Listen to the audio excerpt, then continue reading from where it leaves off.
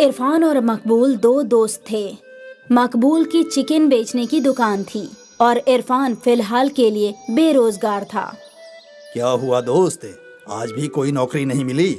अब क्या बताऊं, समझ में नहीं आ रहा। इतनी तालीम का क्या फायदा जब एक नौकरी भी नहीं मिल रही। अब समझ में नहीं आ रहा कि क्या करूं। अब तो मुझ पे रुखसाना की भी जिम्मेदारी है। तुझे इतनी जल्दी निकाह नहीं करना चाहिए था मेरे दोस्त, लेकिन अब जब तूने निकाह कर ही लिया है तो काम बढ़ाना और ढूंढना ही होगा। तुम तो जानते ही हो कि कैसे हालात में मेरा निकाह हुआ है। अगर निकाह नहीं करता तो रुखसाना के अब्बा उसका निकाह कहीं और कर देते, लेकिन अब निकाह के बाद इतनी सारी जिम्मेदारियां आ गई हैं, समझ में नहीं आ रहा कि क्या करूं। अरे इरफान, तू शौरमा बनाना जानता है ना? हाँ हाँ, तो शौरमा की दुकान क्यों नहीं खोलता? दुकान खोलने के लिए भी तो पैसों की जरूरत होगी ना, वो कहां से लाऊंगा? मैं हूं ना, मैं तुझे कर्ज दे दूंगा। तेरा धंधा चल पड़ेगा तो लौटा देना। हाँ वो भी है। इरफान खुश होकर अपने घर गया और रुखसाना को ये सारी बातें बता दी। अल्लाह का शुक्र है, आपको कोई रास्ता तो मिला। अब जल्दी ही मेरी शौरमा की दुकान लगेगी।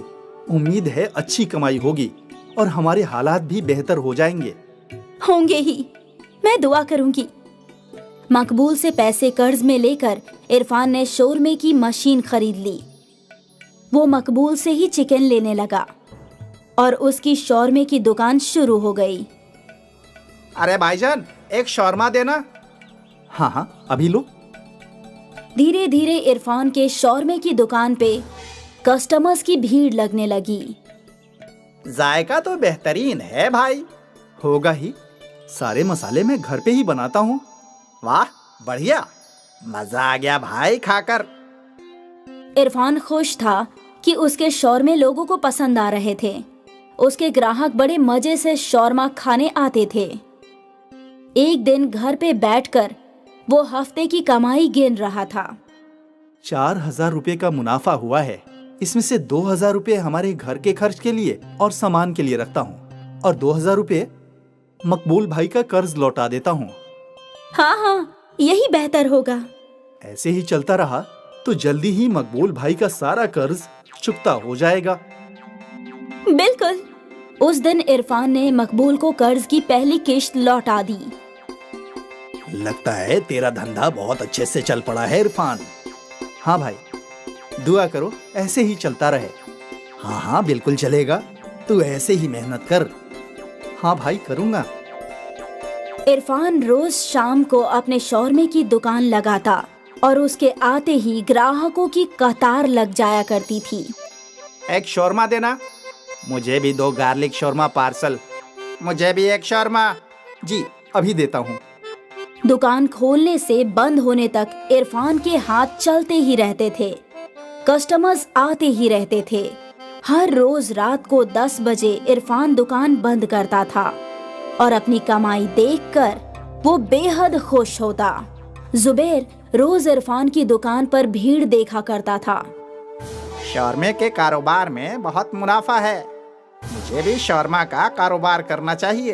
इरफान तो 80 रुपए में शौरमा बेचता है, मुझे इससे कम कीमत में बेचनी होगी, तभी लोग मेरा शौरमा खाएंगे। जुबैर हिसाब लगाने लगा कि वो कैसे शौरमे की कीमत घटा सकता है।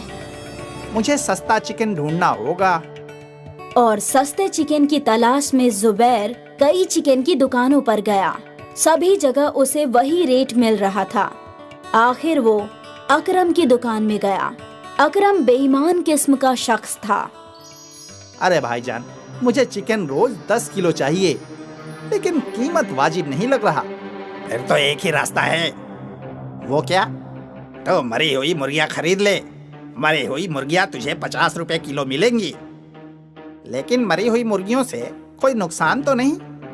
अरे नहीं नहीं, होटलों में मरी हुई मुर्गियाँ ही तो जाती हैं। किसी का बात नहीं समझ सकता कि जो मुर्गी वो वहाँ खा रहा है वो जिंदा काटी गई थी या मरी हुई। लेकिन इससे सेहत पर कोई नुकसान तो नहीं होगा ना? अरे भाईजान, कुछ नहीं होता। वैसे भी जब हम लोग मुर्गियों को यहाँ से वहाँ ले जाते हैं तो रास्ते में कुछ मुर्गियां दबकर मर ही जाती हैं। इन्हें खाने में कोई नुकसान थोड़ी ना है। ठीक है, तो हम सौदा पक्का करते हैं। तुम रोज मुझे 50 रुपए के हिसाब से 10 किलो चिकन देना। पक्का। जुबैर ने शौरमा बनाने की मशीन खरीद ली और फिर इरफान के शौरमे की दुकान के बगल में ही उसने अपनी दुकान खोल ली। जुबैर ने बड़ी सी तख्ती पर रेट लिखवा दिया।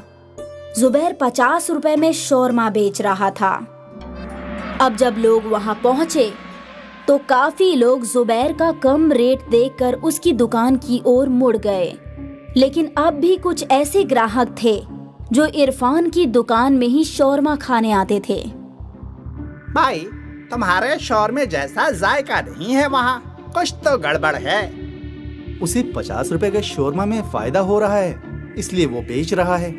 वो भी है, लेकिन जो हमेशा खाते हैं वो तुम्हारे पास ही लौटेंगे भाई, फिक्र मत करो। हाँ, मुझे अल्लाह पर पूरा यकीन है। उस रोज इरफान मकबूल भाई से मिला। क्या हुआ इरफान, आज तुम्हारा चेहरा इतना उतरा हुआ क्यों है? अब क्या बताऊं भाई, जुबैर ने शौरमा की दुकान खोली है और वो शौरमा 50 रुपए के बेच रहा है। इतना सस्ता कैसे? वही तो मुझे भी समझ में नहीं आ रहा है भाई। जरूर वो कोई गोलमाल कर रहा है, हमें पता लगाना चाहिए, लेकिन कैसे? चलो मेरे साथ। उस दिन इरफान और मकबूल ने जुबैर का पीछा किया। उन्होंने देखा कि जुबैर अकरम चिकन वाले की दुकान में गया। अब समझा। क्या ये अकरम एक नंबर का बेईमान है? ये जरूर जुबैर को मरी हुई मुर्गियों का गोश्त सस्ते में बेच रहा है, लेकिन ये तो वाजिब नहीं है। लोगों की तबीयत खराब हो सकती है। अब हमें क्या करना चाहिए?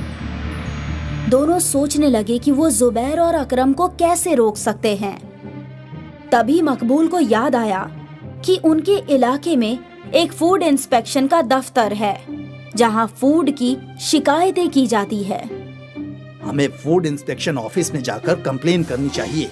ठीक है। इरफान और मकबूल फूड ऑफिसर के पास गए और वहां उन्होंने बड़े ऑफिसर को जुबैर की बेईमानी की कंप्लेंट की।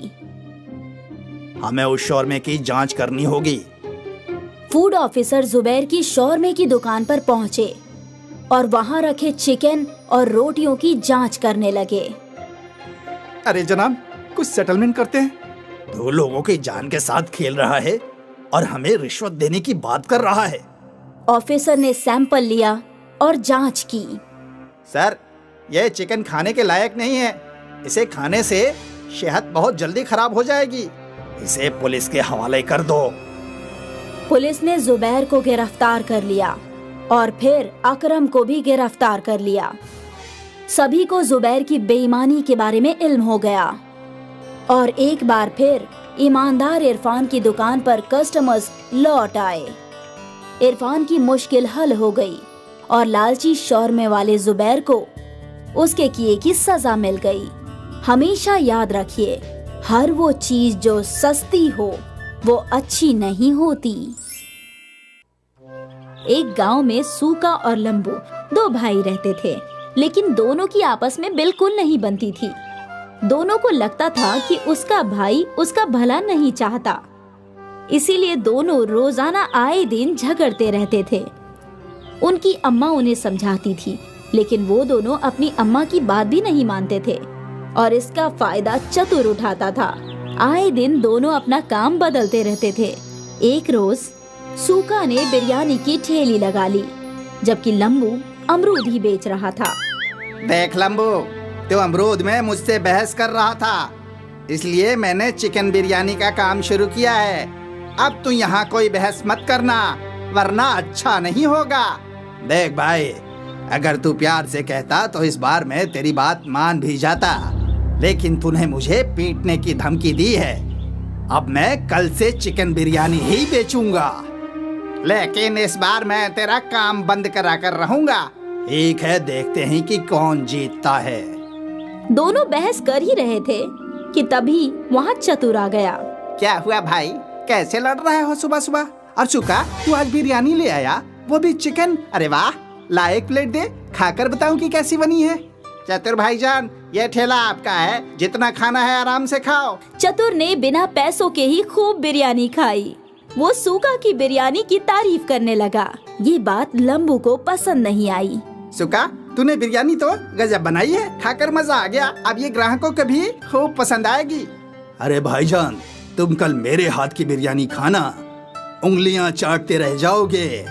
ठीक है, कल की कल देखी जाएगी। अभी तो तुम अमरूद ही खिला दो, तुम्हारे अमरूद भी कम अच्छे नहीं हैं। लंबू थोड़ी सी तारीफ से खुश हो गया और चतुर को मुफ्त के अमरूद मिल गए। सूका ने दिन भर बिरयानी 50 रुपए में बेची और उसकी अच्छी कमाई हुई। ये बात उसकी आंखों में खटक रही थी। शाम को दोनों भाई अपने घर की जानिब चले। अगले रोज लंबू सूका से पहले ही अपनी कार्ट लेकर पहुंच गया और उसने उस बोर्ड पर लगा दिया चिकन बिरयानी 40 रुपए प्लेट। कुछ ही देर में वहाँ सूका भी आ गया। पागल, इतने कम में बिरयानी बेच रहा है। आज बताऊंगा तुझे कि तू कैसे अपनी बिरयानी बेच पाएगा। दोनों भाइयों के रेट में अंतर देखकर लोग लंबू के पास ही जा रहे थे और सस्ते होने की वजह से बिरयानी का लुत्फ उठा रहे थे। ये देखकर सूका को भी बिरयानी सस्ती करने का आइडिया आया और उसने 50 की जगह 40 लिख दिया। अब दोनों में बराबर की टक्कर हुई और शाम को बिरयानी बेचकर दोनों घर पहुँचे। मैंने सुना है कि तुम दोनों आज भी अपना नुकसान करके आए हो। अम्मा, इसने मुझे धमकी दी थी और अब मैं इसका काम बंद करवा के रहूंगा। अम्मा, जब आपको कुछ भी इल्म ना हुआ करे तो कुछ भी मत बोला करो। ठीक है, अब से मैं कुछ नहीं कहूँगी। तुम दोनों को जो भी करना है वो करो। एक दिन सुबह सुबह चतुर सूका से मिलने आया। आओ चतुर भाईजान, बैठो। अरे मैं तो तुम्हें अपना मानता हूँ, इसलिए व्यापार के कुछ कायदे सिखाने आया हूँ। भाईजान, अब तक तुम्हारी मान कर ही तो कारोबार कर रहा हूँ। तुम अब बिरयानी को 5 रुपए में बेचना शुरू कर दो। 5 रुपए में तो चिकन का खर्चा भी नहीं निकलता। तुम अपने भाई को हराना चाहते हो ना, तो तुम्हें पैसे अपनी जेब से लगाने होंगे। लेकिन मेरे पास तो पैसे ही नहीं है।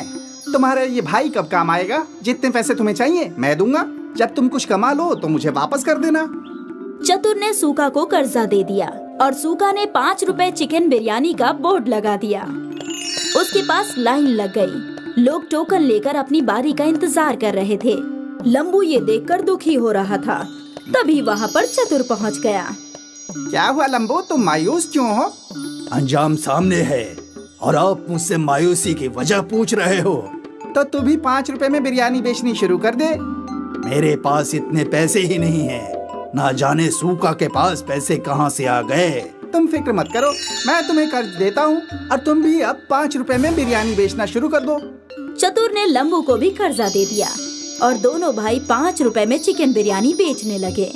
आइए आइए, 5 रुपए में चिकन बिरयानी खाइए। आइए आइए, 5 रुपए में चिकन बिरयानी खाइए। एक प्लेट में चिकन के 4 बोटियाँ, जायकेदार और किफायती चिकन।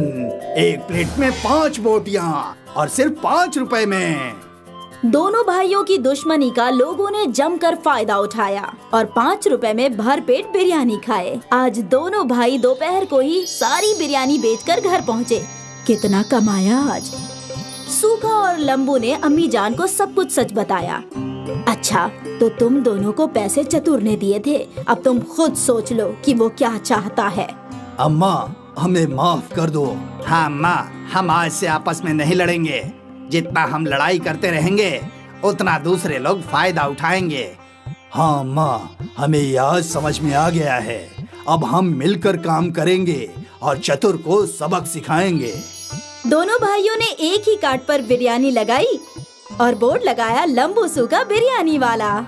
अगले रोज वो दोनों पहुंच गए। जब चतुर ने अगले रोज जाकर देखा तो उसके होश फाख्ता हो गए और उसने इत्तिहाद को देखकर वहाँ से दूर भाग जाना ही बेहतर समझा। दोस्तों, इससे हमें सबक मिलती है कि हमें आपस में इत्तिहाद बनाकर रखनी चाहिए, वरना कोई और इसका फायदा उठा जाएगा। और साथ ही चापलूसों से होशियार रहना चाहिए, वरना जल्द ही डूब जाओगे। संगम नगर नाम का एक गांव था जो अपने खाने पीने की चीजों के लिए मशहूर था। दूर दूर से लोग संगम नगर में खाना खाने के लिए आते थे। संगम नगर के बाजार में हर दुकान खाने की ही थी। कहीं ढाबा, कहीं इडली स्टॉल, कहीं चाइनीज, कहीं बिरयानी सेंटर। सब लोग अपने अपने होटल चलाने में मस्त थे। अरे स्वामी, कैसा चल रहा है सब? बिल्कुल बढ़िया। दुकान खोलते ही खरीदारों की भीड़ लग जाती है। अरे बढ़िया है, मेरा ढाबा भी मस्त चल रहा है। दोपहर के खाने और रात के खाने दोनों टाइम पर मस्त भीड़ होती है। मेरा चाइनीज कॉर्नर तो बस रात में ही चलता है भाई। वो तो है, लेकिन तुम्हारे कॉर्नर पे सबसे ज्यादा भीड़ लगी रहती है। हाँ, रहेगी ना। चाइनीज खाना हिंदुस्तानियों को बहुत भाता है। यार मैं नहीं मानता। साउथ इंडियन खाना हिंदुस्तान में सबसे ज्यादा पसंदीदा है। मुझे तो लगता है पंजाब के आलू के पराठे सबसे पसंदीदा हैं। शायद ही कोई ऐसा हो जिसने आलू के पराठे नहीं खाए हों। चाइनीज तो हर कोई खाता है। हमारा इडली भी हर कोई खाता है। तो कैसे पता चलेगा कि सबसे पसंदीदा खाना कौन सा है? हम लोगों को किसी बहुत समझदार इंसान से पूछना चाहिए। गांव के बूढ़े चाचा जी, वो तो जिंदगी भर खुद बावर्ची रहे हैं, उन्हें जरूर मालूम होगा। चलो उनसे ही पूछते हैं। हाँ चलो उनसे ही पूछते हैं। तीनों होटल मालिक चाचा जी के पास गए। क्या बात है, आज तुम तीनों एक साथ यहाँ पर कैसे आना हुआ? चाचा, तुम हमें बताओ कि हिंदुस्तान का सबसे पसंदीदा खाना कौन सा है? चाइनीज, साउथ इंडियन या पंजाबी? अब ये तो बहुत ही पेचीदा सवाल है। हिंदुस्तान के अलग अलग हिस्सों में अलग अलग खाने पसंद किए जाते हैं। ये बताना मुश्किल है कि इन सब में सबसे पसंदीदा खाना कौन सा है।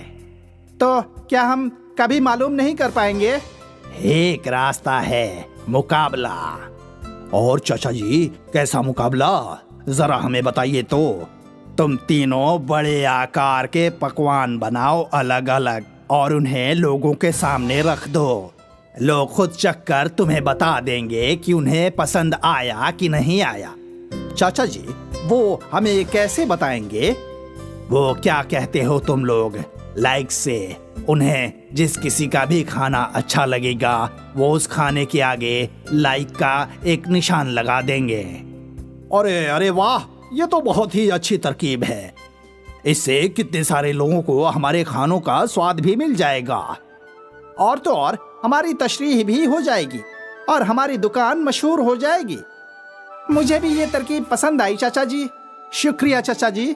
बूढ़े चाचा जी के आइडिया के हिसाब से तीनों होटल वालों ने मुकाबले की तैयारी शुरू कर दी। सारे गांव में इश्तिहार लग गए। ये मुकाबला इतना अलग था कि जल्दी वायरल हो गया और इस मुकाबले को कवर करने के लिए न्यूज रिपोर्टर्स भी पहुंच गए। ये मुकाबला गांव के मैदान में ही हो रहा था, जहां तीनों होटल के मालिक और उनके बावर्ची खाना बनाने की तैयारी कर रहे थे। हरदीप जी, आपको इस मुकाबले का ख्याल कहाँ से आया? इस मुकाबले का ख्याल हरदीप जी को नहीं, बूढ़े चाचा जी को आया था। अच्छा, और वो क्यों? वो इसलिए कि हम तीनों को समझ में नहीं आ रहा था कि हिंदुस्तान का सबसे पसंदीदा खाना कौन सा है।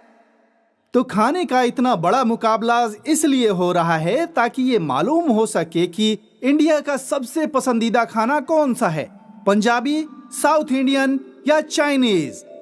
जानने के लिए देखते रहिए कुकू टीवी।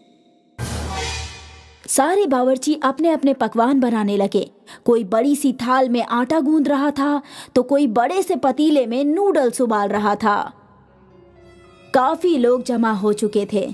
कुछ घंटों बाद खाना तैयार हो चुका था। स्वामी ने एक बहुत ही बड़ा मसाला डोसा बनाया।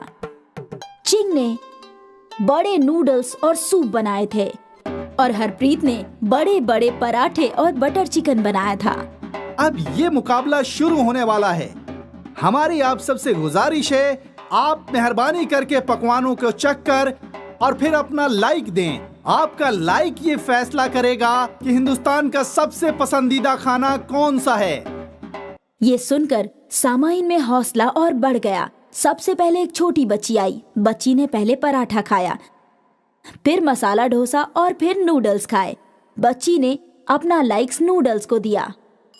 पहला लाइक नूडल्स को मिला है। इसके बाद एक एक करके कई लोग आए। कुछ को पराठा पसंद आया, कुछ को मसाला डोसा तो कुछ को चाइनीज नूडल्स। चाइनीज खाने को 40 लाइक्स मिले हैं, पंजाबी खाने को 39 लाइक्स मिले हैं और साउथ इंडियन खाने को 41 लाइक्स मिले हैं। लेकिन अब तक मुकाबला खत्म नहीं हुआ है, अभी 2 घंटे और बाकी हैं। स्वामी ये देखकर मन ही मन खुश था कि वो जीतने वाला था। कुछ देर में और लोगों की भीड़ आ गई। इन लोगों ने भी एक एक करके सारे पकवान खाए और अपना लाइक दिया। अब ये मुकाबला खत्म हो चुका है और हैरानी की बात ये है कि पंजाबी, चाइनीज और साउथ इंडियन खाने को बराबर के 100 लाइक्स मिले हैं। ये सुनकर हरप्रीत, स्वामी और चिंग तीनों परेशान हो गए। अरे अब कैसे पता चलेगा कि कौन सा खाना सबसे पसंदीदा है? क्या मालूम। तभी वहाँ बूढ़े चाचा पहुँचे। आपने तो कहा था कि हमें इस मुकाबले से समझ में आ जाएगा कि सबसे पसंदीदा खाना कौन सा है, लेकिन यहाँ तो तीनों को 100 लाइक्स मिले हैं। तुम तीनों अभी तक नहीं समझे। क्या? यानी कि तुम्हारे सारे खाने सभी हिंदुस्तानियों को बेहद पसंद हैं। खाना हिंदुस्तान को तोड़ता नहीं, जोड़ता है। साउथ इंडिया की इडली जितनी चाव से वहाँ खाई जाती है, उतनी ही दिल्ली में भी चाव से खाई जाती है। पंजाब के पराठे बंगाल के हर घर में बनते हैं और देसी चाइनीज का जायका पूरब से पश्चिम तक बिल्कुल नहीं बदलता। जैसे हिंदुस्तान की एक रियासती जबान नहीं हो सकती, वैसे ही एक पसंदीदा खाना भी नहीं हो सकता, क्योंकि हिंदुस्तान अपनी डाइवर्सिटी के लिए जाना जाता है। ये सब टीवी पर लाइव दिखाया जा रहा था। तो देखा आपने कि किस तरह से इस बड़े खाने के मुकाबले ने हिंदुस्तान को जोड़ दिया है। सच में कहते हैं ये गांव वाले, इनके बूढ़े चाचा वाकई बहुत होशियार हैं। संगम नगर नाम का एक गांव था जो अपने खाने पीने की चीजों के लिए मशहूर था। दूर दूर से लोग संगम नगर में खाना खाने के लिए आते थे। संगम नगर के बाजार में हर दुकान खाने की ही थी। कहीं ढाबा, कहीं इडली स्टॉल, कहीं चाइनीज, कहीं बिरयानी सेंटर। सब लोग अपने अपने होटल चलाने में मस्त थे। अरे स्वामी, कैसा चल रहा है सब? बिल्कुल बढ़िया। दुकान खोलते ही खरीदारों की भीड़ लग जाती है। अरे बढ़िया है, मेरा ढाबा भी मस्त चल रहा है। दोपहर के खाने और रात के खाने दोनों टाइम पर मस्त भीड़ होती है। मेरा चाइनीज कॉर्नर तो बस रात में ही चलता है भाई। वो तो है, लेकिन तुम्हारे कॉर्नर पे सबसे ज्यादा भीड़ लगी रहती है। हाँ, रहेगी ना। चाइनीज खाना हिंदुस्तानियों को बहुत भाता है। यार मैं नहीं मानता। साउथ इंडियन खाना हिंदुस्तान में सबसे ज्यादा पसंदीदा है। मुझे तो लगता है पंजाब के आलू के पराठे सबसे पसंदीदा हैं। शायद ही कोई ऐसा हो जिसने आलू के पराठे नहीं खाए हों। चाइनीज तो हर कोई खाता है। हमारा इडली भी हर कोई खाता है। तो कैसे पता चलेगा कि सबसे पसंदीदा खाना कौन सा है? हम लोगों को किसी बहुत समझदार इंसान से पूछना चाहिए। गांव के बूढ़े चाचा जी, वो तो जिंदगी भर खुद बावर्ची रहे हैं, उन्हें जरूर मालूम होगा। चलो उनसे ही पूछते हैं। हाँ चलो उनसे ही पूछते हैं। तीनों होटल मालिक चाचा जी के पास गए। क्या बात है, आज तुम तीनों एक साथ यहाँ पर कैसे आना हुआ? चाचा, तुम हमें बताओ कि हिंदुस्तान का सबसे पसंदीदा खाना कौन सा है? चाइनीज, साउथ इंडियन या पंजाबी? अब ये तो बहुत ही पेचीदा सवाल है। हिंदुस्तान के अलग अलग हिस्सों में अलग अलग खाने पसंद किए जाते हैं। ये बताना मुश्किल है कि इन सब में सबसे पसंदीदा खाना कौन सा है। तो क्या हम कभी मालूम नहीं कर पाएंगे? एक रास्ता है, मुकाबला। और चाचा जी, कैसा मुकाबला? जरा हमें बताइए तो। तुम तीनों बड़े आकार के पकवान बनाओ अलग अलग और उन्हें लोगों के सामने रख दो। लोग खुद चखकर तुम्हें बता देंगे कि उन्हें पसंद आया कि नहीं आया। चाचा जी, वो हमें कैसे बताएंगे? वो क्या कहते हो तुम लोग, लाइक से। उन्हें जिस किसी का भी खाना अच्छा लगेगा वो उस खाने के आगे लाइक का एक निशान लगा देंगे। अरे अरे वाह, ये तो बहुत ही अच्छी तरकीब है। इससे कितने सारे लोगों को हमारे खानों का स्वाद भी मिल जाएगा। और तो और हमारी तशरीह भी हो जाएगी और हमारी दुकान मशहूर हो जाएगी। मुझे भी ये तरकीब पसंद आई चाचा जी। शुक्रिया चाचा जी। बूढ़े चाचा जी के आइडिया के हिसाब से तीनों होटल वालों ने मुकाबले की तैयारी शुरू कर दी। सारे गांव में इश्तिहार लग गए।